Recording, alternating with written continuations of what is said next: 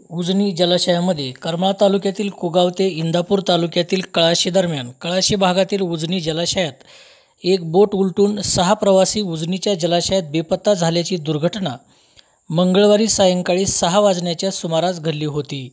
दरम्यान सदर बोटीमधून प्रवास करणारे बेपत्ता आपदग्रस्त हे करमाळा तालुक्यातील कुगाव आणि झरे येथील आहेत. आज बुधवारी सकाळी 6:30 वाजल्यापासून संबंधित ठिकाणी जलाशयामध्ये शोधकार्य राबवले गेले. मात्र सायंकाळी उशिरापर्यंत बेपत्ता झालेल्यापैकी कोणाचाही शोध लागलेला नव्हता. शोधकार्यात एका ठिकाणी बोट दिसून आलेली आहे, मात्र ती अडकून बसल्याने बाहेर काढण्यात अडचणी आल्या. याशिवाय बोटीतून प्रवास करणाऱ्या जाधव कुटुंबाची मोटारसायकल पाण्यात सापडून ती बाहेर काढण्यात यश मिळाले आहे. आजच्या शोधकार्यात बोट आणि मोटारसायकलचा शोध लागलेला असला तरी बेपत्ता झालेल्या 6 नागरिकांपैकी कोणाचाही शोध लागलेला नसल्याने चिंता वाढलेली आहे.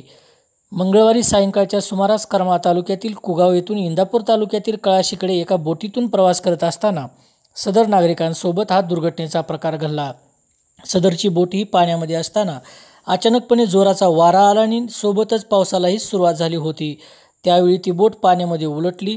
दुर्दैवाने त्यावेळी बोटीमधून प्रवास करणारे 6 जण त्या ठिकाणी बेपत्ता झाले, तर 1 जण पोहत कळाशीच्या भागाकडे गेले असता त्या ठिकाणी काही मच्छीमारांना त्यांना आधार देऊन वाचविण्यात मोठी मोलाची भूमिका बजावली होती. दरम्यान या दुर्घटनेतून बचावलेले राहुल डोंगरे हे करमाळा तालुक्यातील कुगाव येथील आहेत. ते पोलीस उपनिरीक्षक आहेत. तर या दुर्घटनेत बेपत्ता झालेल्या 6 जणांमध्ये झरे येथील जाधव परिवारातील गोकुळ जाधव, कोमल जाधव, शुभम जाधव, माही जाधव या चौघांचा समावेश आहे.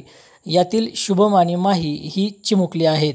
तर कुगाव येथील डोंगरे परिवारातील गौरव डोंगरे यांचा समावेश आहे. गौरव हे श्री आदिनाथ सहकारी साखर कारखान्याचे माजी चेअरमन धनंजय डोंगरे यांचे सुपुत्र आहेत.